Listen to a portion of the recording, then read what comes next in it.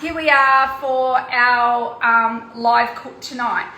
I feel like this might be a little bit of a game changer. I feel for those who love Asian cuisines, especially stir fries, etc.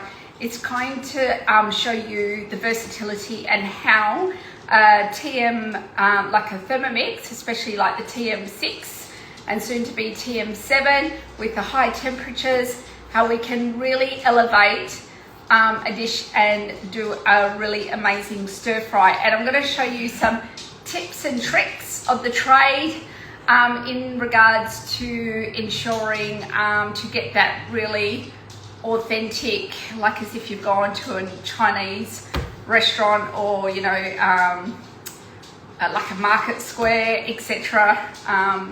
In regards to that. Now, first thing we're going to be doing is we're going to talk about beef. Now, this was admittedly last minute, and I just basically got up the road some beef strips already cut. So it was like only $5, right?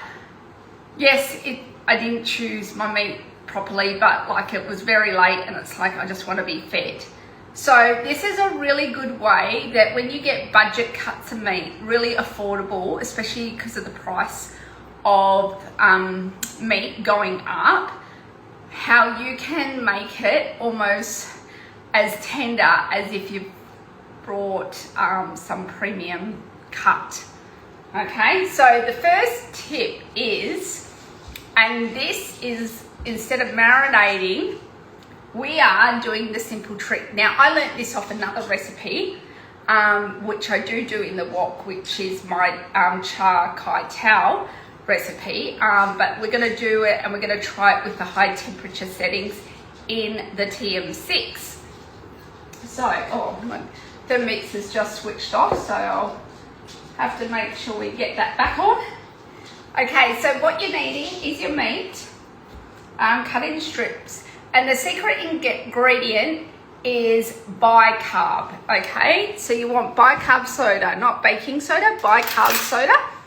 And we're wanting to put about half a teaspoon, just scattering over. And then what we want to do is add about 3 tablespoons of water in that.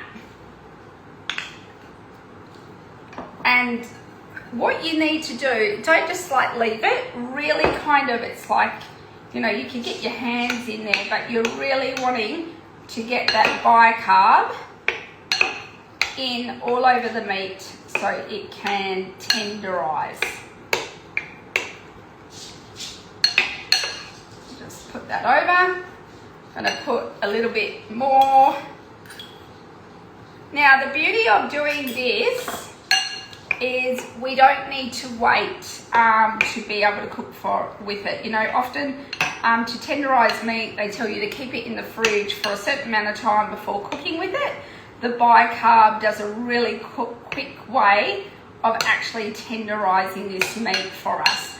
Obviously, if I wasn't doing the live, I'd probably, you know, do it for 10 minutes beforehand when I'm cooking my rice in advance. But at the moment, I'm just going to be doing as is.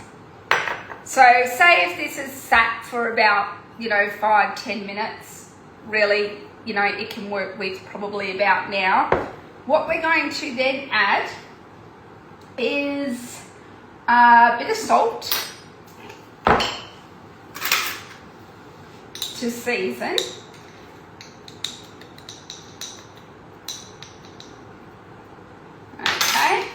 And we are going to be adding, let me have a look, what have I got here? We're going to be adding half an egg. I know, half an egg, right? Not a full egg. So we're going to mix that around.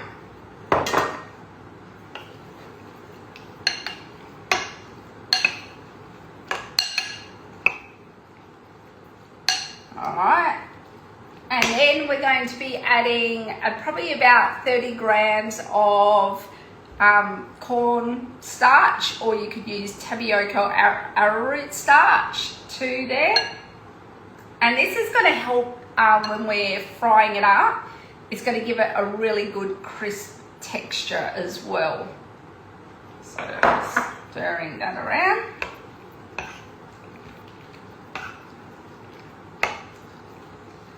So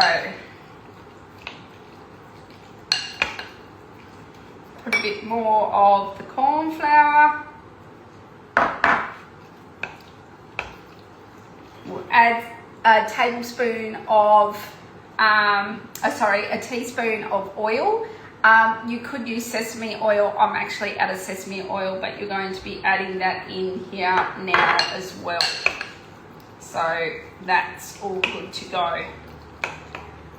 Now what I'm going to do is start up the next stage on how we're going to get this to do like a wok. Okay, so besides doing high temperature setting, one thing that I seriously recommend is when we go into, let's just have a look at our recipe, and I'm using the high temperature mode recipe, which is brown beef strips. That's what I'm going to be doing. Okay,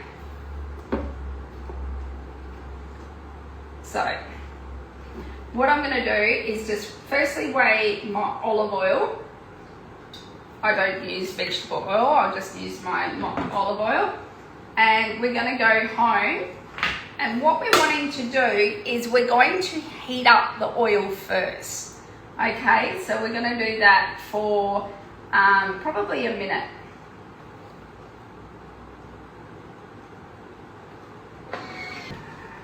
So I've just got the oil heating there, and then what we're pretty much going to be doing is the high temperature, where we just put all in the meat as it is, and we will brown it through the high temperature setting. I'm fortunate because, can you hear that? If you have a TM31 or you've never had a Thermomix, I'm hoping you can hear that sizzling.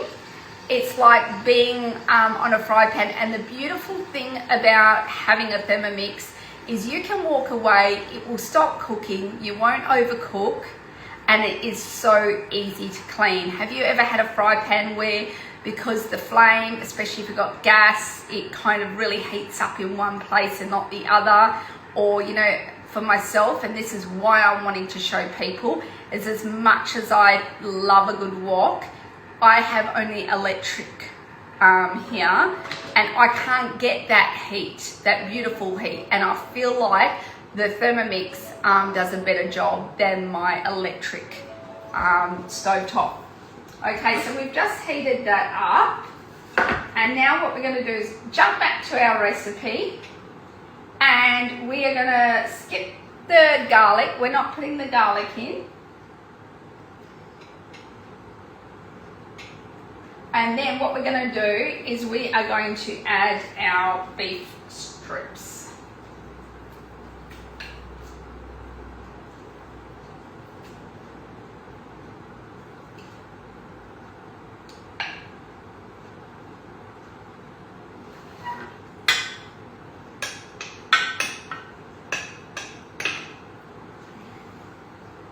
Okay, so I'm going to put next. And you're going to make sure you've really got it all around the bowl, so you're getting a really good consistency there. So what I'm going to do is not do this part. I'm going to go and put it on my other Thermomix, and this is the joy of having another Thermomix, that you can do your stir fry meat and veggies all at the same time, or having a second bowl where you can get something ready on the go. Just gonna wait for that other Thermomix to switch on and put that on. And what we're gonna talk about now is more doing the other mode feature, if you haven't looked at this recipe before. So if we go home and we go into my week, because I've already bookmarked it, and I'm doing, instead of, like, sometimes I like to just do the Chinese vegetables, but I'm wanting to get that really char consistency for this dish. So I'm using the stir-fried vegetable mixture. recipe for this. And what I'm going to do again is I'm adding my oil in advance.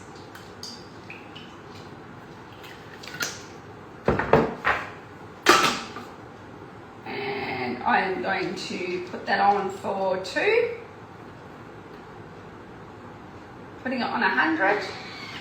Getting that going. I'm going to go and put the high temperature setting on the other thermi. Just wait a moment. We've got 6 seconds to go, and then I'm going to go jump back into our guided recipe. And don't we love the versatility where we can jump from manual, go back into a recipe and interchange. So I really, as a cook who always adapts recipes, especially when I like to use for my adaptions some guided recipes, but I'm maybe changing them some steps, adding some other ingredients, adding different steps along the way, I can interchange in regards to that. Now, what I'm going to do is I'm adding at this point some ginger and garlic, and I'm going to just chop that. So go back. I was going to do that ahead of time, but I forgot to. So you could basically chop that ahead of time.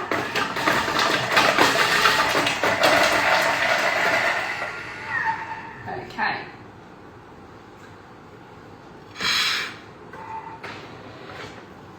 Now, one thing to note with the new TM7, if you're tossing up between the TM6 and TM7, is that the lid particularly has almost like a sensor in it. So you don't have to re-tear the scales. You basically take the lid off, the scales automatically go on without having to tear that weight difference there. So for this, what I'm going to put in first is my onion and some celery. Got 1 stick of celery, and this is what I love is our Mary Poppins with our Thermomix is like we're using like 1 bit of each ingredient, so we're really extending and being more budget friendly and getting a whole meal in regards to that. So I'm putting in some cauliflower and some capsicum. Okay. So again, with our bowl with the splash guard on, that's going to be cooking now for 8 minutes. And what I'm going to add in last is a bit of chopped up spring onion and snow peas. That will go in at the other stage. Now, just moving. Now, for this recipe, it does actually call for oyster sauce. I normally make my vegan oyster sauce, which you may go back and have a look through our lives or our Instagram, and you will see I've done a video on how to make on the spot a vegan oyster sauce recipe, especially if it's not a condiment that you have in your cupboard regularly. This is hoisin sauce. I'm going to use this as a substitute. I just want that umami flavour, so I don't mind that there's that subtle difference, but if you want, you don't need to have that. We're adding a little bit of sugar as well, and we're adding to the dish some water, which I'll get going.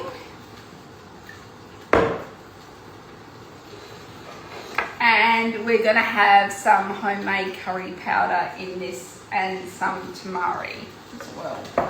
So that's got like 6 minutes to basically just stir fry that, which the other one has 3 minutes left on it. So it means that the little bit of beef I'll probably be able to cook in the same time, and I'll show you what it's going to look like in regards to that.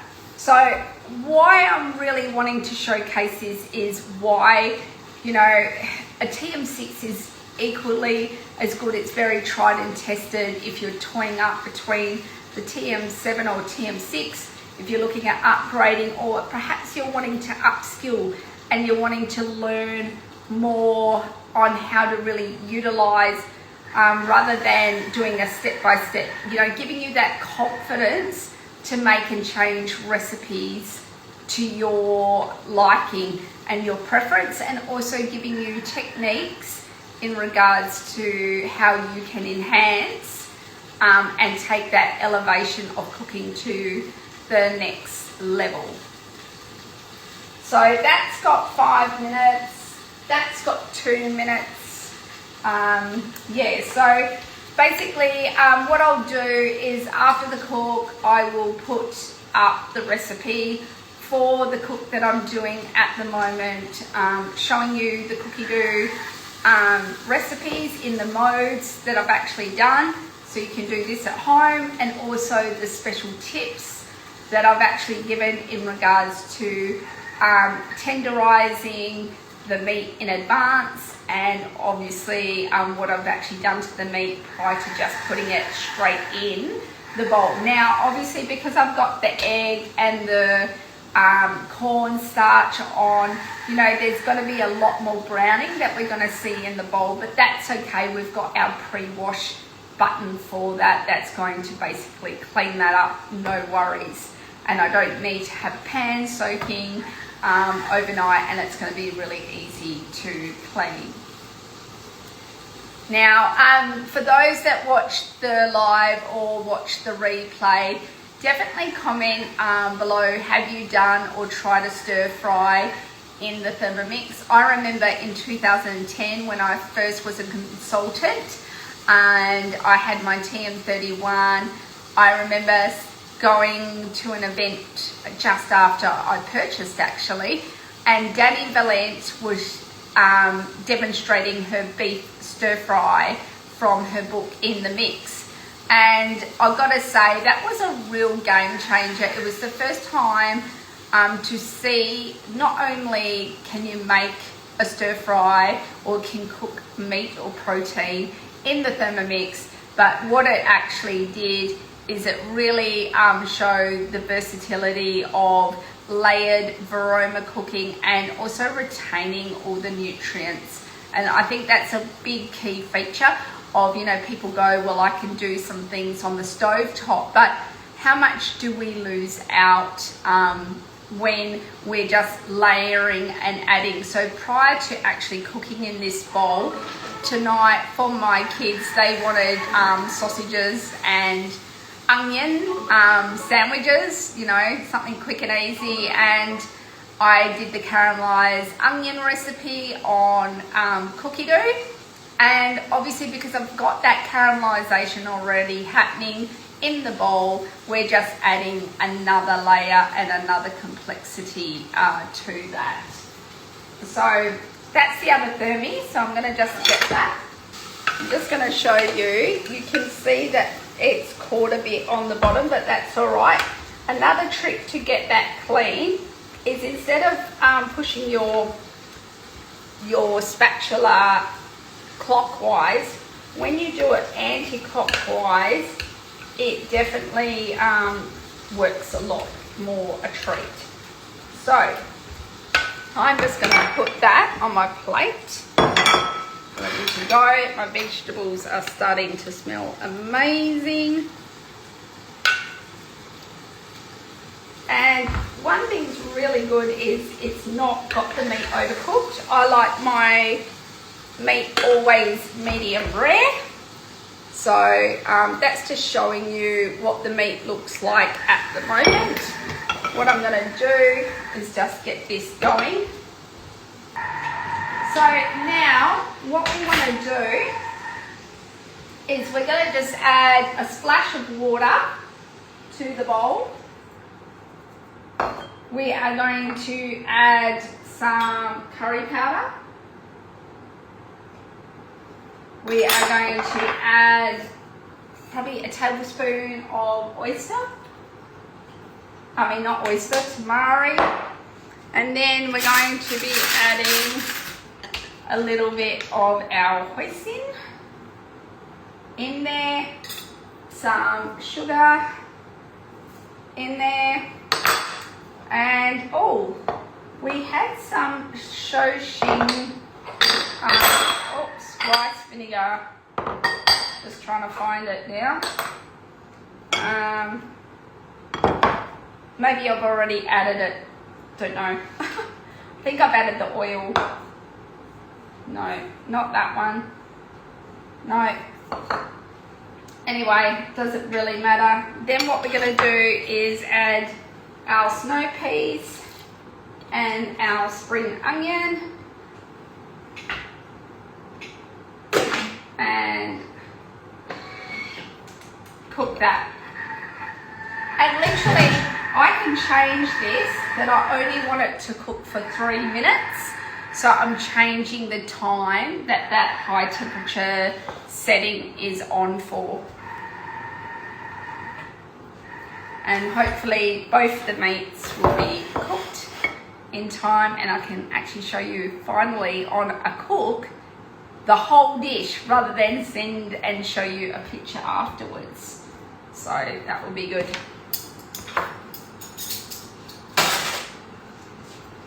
So you could do this obviously with no meat, just use the high temperature for your vegetables. If you're wanting to do the pork or chicken, can do that as well. With having the tenderization, especially for both of those as well, with the bicarb and the water beforehand, and then you're going to get a really good tenderized meat.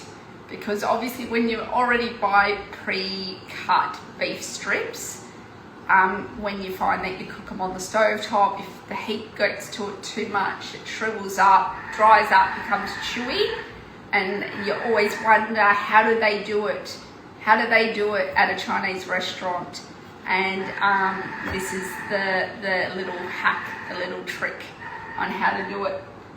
And we're fortunate because sadly our local Chinese restaurant, which I used to love up here at the Barossa, closed down, so we don't have any Chinese restaurant up here. So I definitely have to get that experience at home, and it's so great. And when you see the vegetables, how vibrant and glossy and how they look compared to, you know, you're trying to do your wok at home and you're getting some cooked, some undercooked, you can't walk away from the stove. It definitely makes for a better cooking experience. So that's got a minute. What I'm going to do is I'll add, hello, you're missing the last bit of the cook there, Laura. I'm just showing, you'll have to watch the replay. I showed hacks on how to get your meat looking like Chinese restaurant wok without having a wok, and I showed some tips and tricks how to get that really tenderization happening, and only using 2 recipes, the 2 high temperature modes, and a little bit of tricks and tips to do prior to really get that look as if it's been cooked in a wok. So this has only got like 10 seconds left, and just under that, and so smelling amazing. Okay, so here are my vegetables, and and remember, I've made them curry like. Okay, so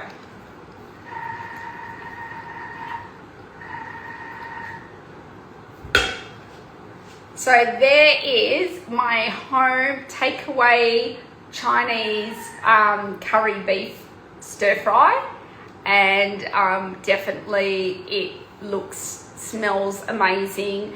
And I really want to highlight, you know, we've been cooking on high temperature. We haven't overcooked our greens. They're still, and our onions still looking vibrant and crunchy instead of, you know, shriveled up as you would do on a fry pan, and getting that real wok-like consistency. So I'm heading off now to go and enjoy this with a good glass of wine, and I'll see you next time.